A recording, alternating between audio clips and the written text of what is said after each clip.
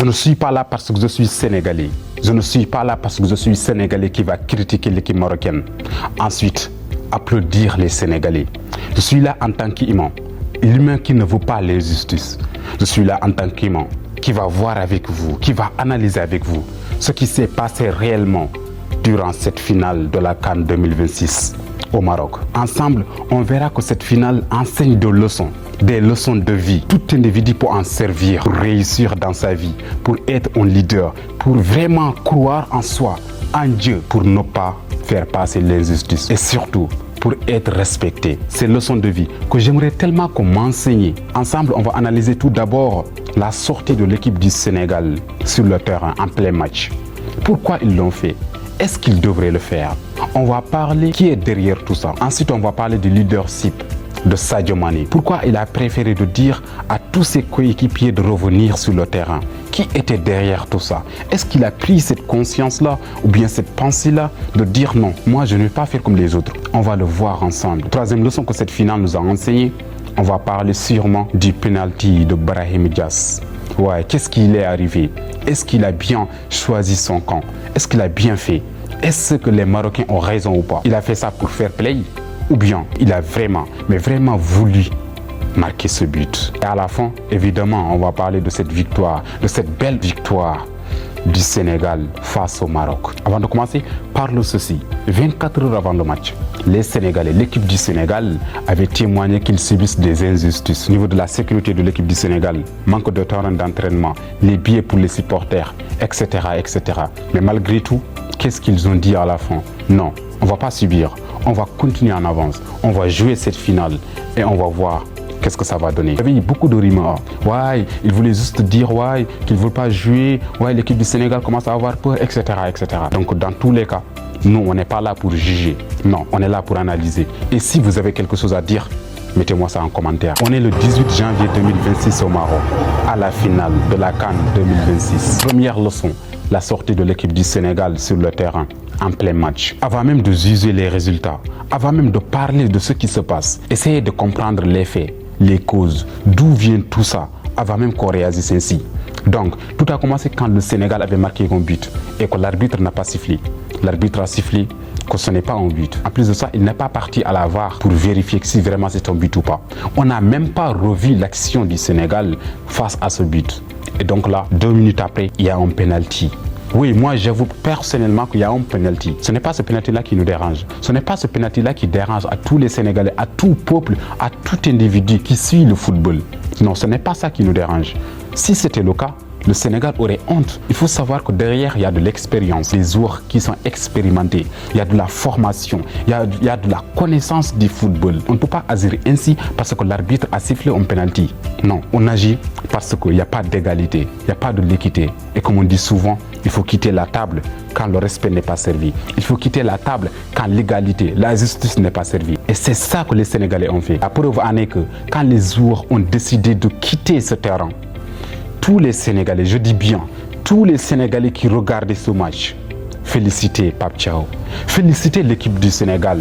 Il était tellement content, il disait mais allez-y, sortez, tout le monde derrière nos écrans. On disait allez, sortez, sortez, il ne faut pas revenir. Que si vraiment tout le monde sortait, en ce moment-là, oui, on préfère de perdre la finale en sortant du terrain que ce penalty soit tiré et marqué. C'est ça que les Sénégalais ont pensé en ce moment précis. Donc il faut quitter la table quand le respect n'est pas servi. Quand vous vous sentez ignoré, maltraité, il faut quitter la table. La deuxième leçon, on va parler du leader Sadio Mané. Oui, c'est un leader. Un leader, c'est celui qui mène la bonne voie. Un leader, c'est celui qui choisit sa propre voie. Un leader, ce n'est pas celui qui suit tout le monde. Non, c'est celui qui crée sa propre voie et que tout le monde le suit. Sadio Mané a fait ça, a montré son leadership dans ce terrain. Et je vous parle de l'engagement, de la persévérance. Mais avant juste ça, avant juste le match, ils avaient fait une vidéo sur Sadio Mané pour parler de la persévérance de Sadio Mané avant juste le match. Donc permettez-moi, on va juste regarder cette vidéo, courte vidéo. Après, on va revenir sur la leçon qu'on peut enseigner sur cette action de Sadio Mané. Il a perdu la CAN de 2015, 2017, 2019, mais en 2022, il a soulevé le trophée avec tout un peuple. La persévérance transforme l'échec en victoire. C'est l'histoire de Sadio Mané. Sadio Mané n'a pas gagné parce qu'il était chanceux, mais parce qu'il n'a jamais abandonné. Tout le monde voit le trophée, mais peu de gens voient les défaites des années en arrière. La différence entre ceux qui abandonnent et ceux qui gagnent, c'est la persévérance. Et comme le dit Napoléon Hill, le succès vient aux optimistes, comme l'échec va aux défaitistes. Donc toi, dans n'importe quelle situation que tu te retrouves, reste persévérant et un jour tu vas sourire. Sur ce, bonne chance à toute l'équipe du Sénégal. Tout ton peuple est derrière vous. Gratitude. Sadio Mané continue de briller, continue d'être le monument fondamental, légendaire de l'équipe du Sénégal, de toute l'Afrique, de la jeunesse africaine. Si on parle de légende aujourd'hui dans ce monde, sûrement Sadio Mané est parmi les 10 top légendes du football mondial, du football africain. Il est sûrement les top 3.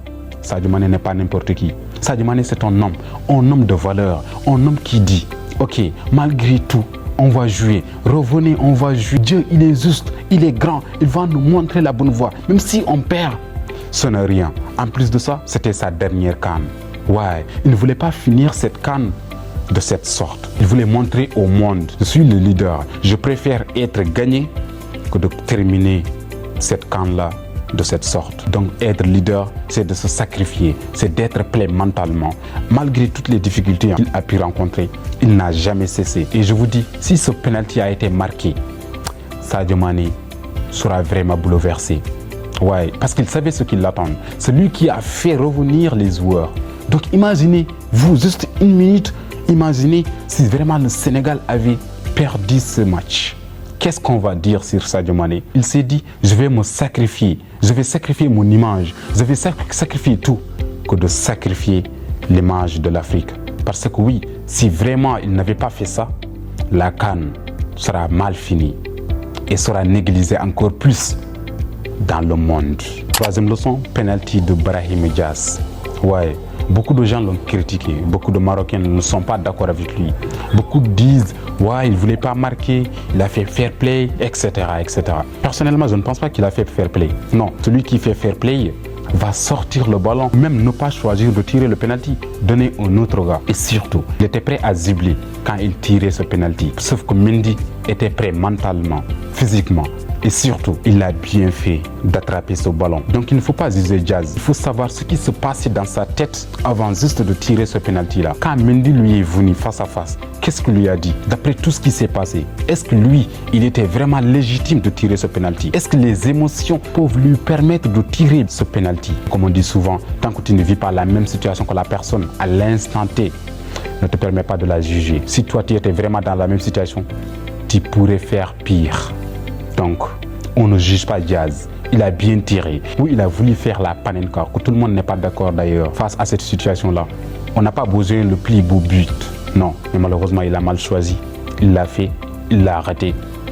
Et c'est déjà fait. La quatrième et la dernière leçon qu'on peut tirer de cette finale de la CAN de 2026 au Maroc, c'est la victoire du Sénégal.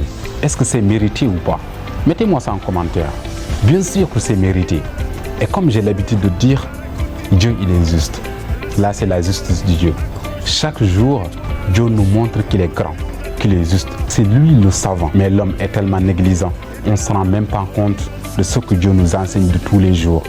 Tout ça, ce sont des signes de Dieu. Ce sont des signes de la grandeur divine. Si le monde entier est avec toi et que Dieu n'est pas avec toi, tu n'iras nulle part. Si le monde entier est contre toi et que Dieu est avec toi, tu iras très loin. Et je pense que ce serait important de comprendre. Si le Maroc gagnait ce final de cette sorte, ça serait vraiment la honte pour l'Afrique. Est-ce qu'ils auront vraiment cette envie de regarder la coupe, de soulever la coupe? Parce que ce n'est pas gagner la finale qui comptait, mais comment on l'a gagné.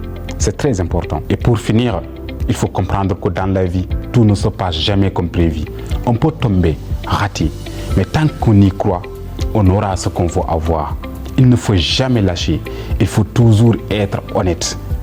Toujours, si tu veux réussir dans la vie. Dans cette finale, le Sénégal nous a montré que la victoire ne récompense pas la perfection. Non, c'est la foi, la résilience et surtout l'unité. Et que la persévérance transforme les défaites en destin. Félicitations à l'équipe du Sénégal. Vive le Sénégal, vive la CAN, vive l'Afrique. Gratitude.